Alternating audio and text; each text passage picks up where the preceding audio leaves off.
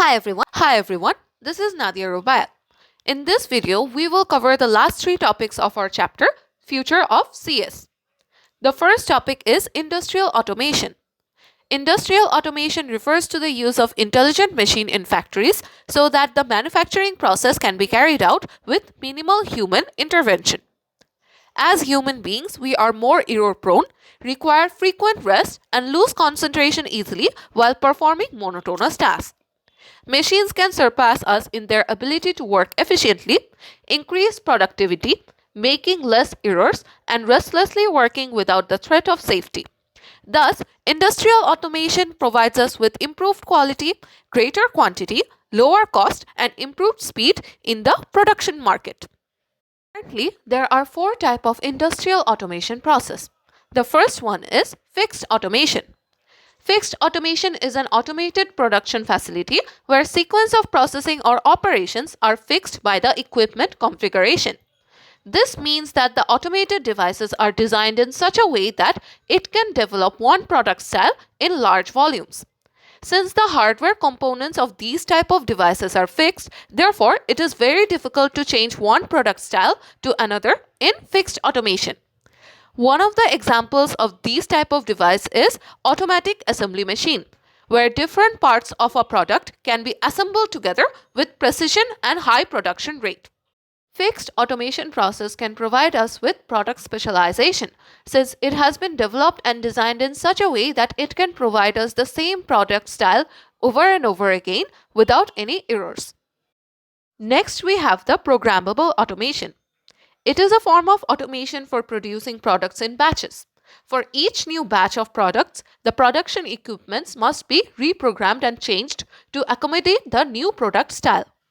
Production rate in programmable automation is generally lower than the fixed automation because it takes time to reprogram and customize the new product style. A good example of programmable automation is the numerical control machine tools. Industrial robot is another example of this type of automation. Another type of automation is the flexible automation. Flexible automation is an extension of programmable automation. The disadvantage of programmable automation is the time required to reprogram and change over the production equipment for each batch of the new product. Loss of production time is expensive. In flexible automation, the variety of products is sufficiently limited, so the changeover of the equipment can be done very quickly and automatically. The reprogramming of the equipment in flexible automation is done offline, which means the programming is accomplished at a computer terminal without the use of production equipment itself. Therefore, a mixture of different products can be produced one right after another without any time loss.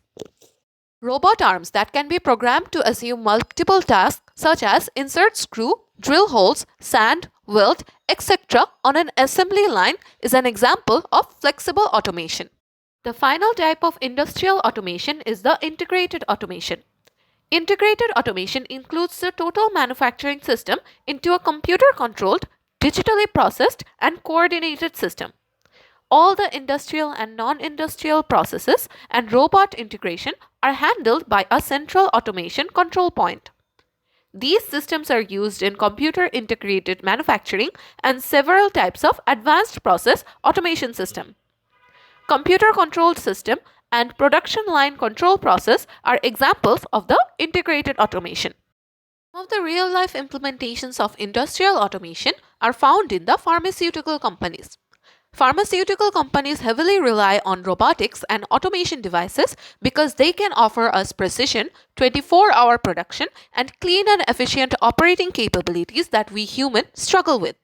As the demand of new drugs and medicines grow, pharmaceutical companies are continuously looking for new ways to increase their productivity, which increases their reliance on automated equipments and robotics. They allow the industries to be flexible and fast-paced. Some of the advantages of industrial automation in the pharmaceutical companies include lesser space utilization, reducing production downtime, no labor turnovers, enhancing health and safety, better waste management systems, increased production flexibility, improved production output and product quality, and lower operating costs.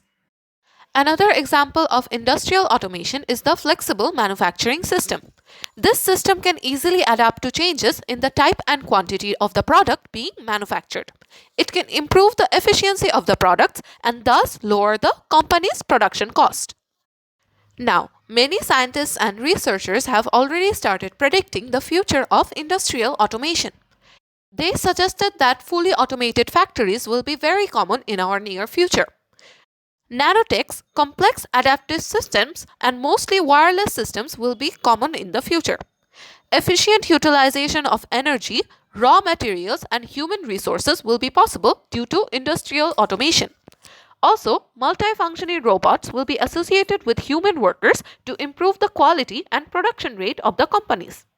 More job opportunities will also arise since handling these automated devices and robots will require specialized manpower. Our second topic for this video of Future of CS is finance. You have already seen the usage of computer science in the financial sector using machine learning. The advancement of finance with our current technology is referred to as fintech. Fintech includes new technology to improve and automate the usage and delivery of financial services. We can see implementation of fintech in different sectors, for example, education, retail banking, investment management, fundraising, etc. The most popular fintech service around the world is called cryptocurrency. A cryptocurrency is a digital or virtual currency that is secured by cryptography. Since cryptocurrency is based on a network that is distributed across a large number of computers, therefore it exists outside the control of government and central authorities. Cryptocurrency allows secure payment gateway since it uses various encryption algorithms and safeguards the currency exchange networks. The most popular and valuable cryptocurrency until now is called Bitcoins. Since Bitcoins or any other cryptocurrency are not limited to a single country and it does not require any bank accounts for transaction, hence it is very easy to trade with minimum processing fee. Although cryptocurrency transactions are popular and easy to use, it also allows illegal activities like money laundering and tax evasion. Another drawback of cryptocurrency is that its value can fluctuate and collapse at a large rate, putting the users at a loss. Up until recently, only established financial institutions like banks offered a variety of financial services. However, with the technological advancements, non-banking fintech services has become the market leaders in mobile money service in Bangladesh. Some of the leading fintech services in Bangladesh are bKash, Rocket, Nagad, Ucash, Tcash, etc. It is widely believed that fintech can reform payment processing activities within the economy of Bangladesh.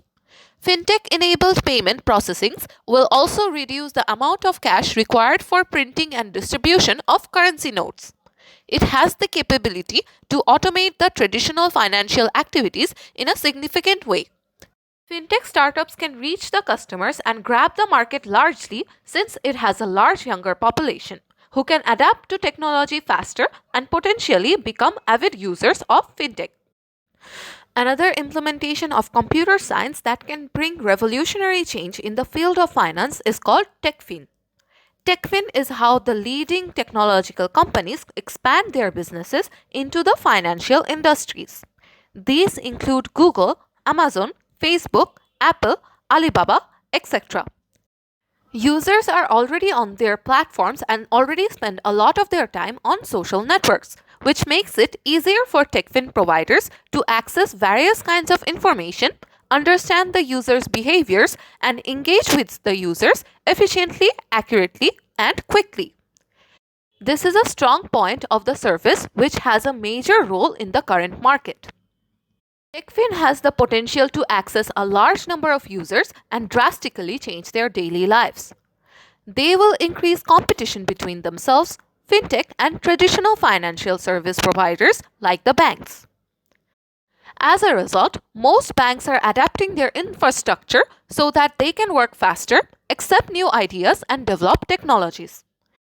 They are also collaborating with technological companies, other banks, and fintech starters which is transforming competitors into allies that help them develop the new technologies and innovations.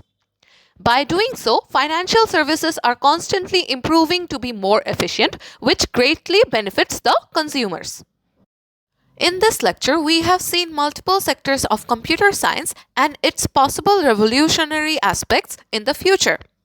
The evolution of computer science will bring us closer to a digital world while making our lives much more easier.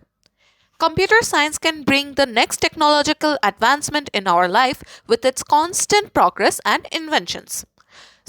So, in conclusion, we can truly state that computer science is indeed the future.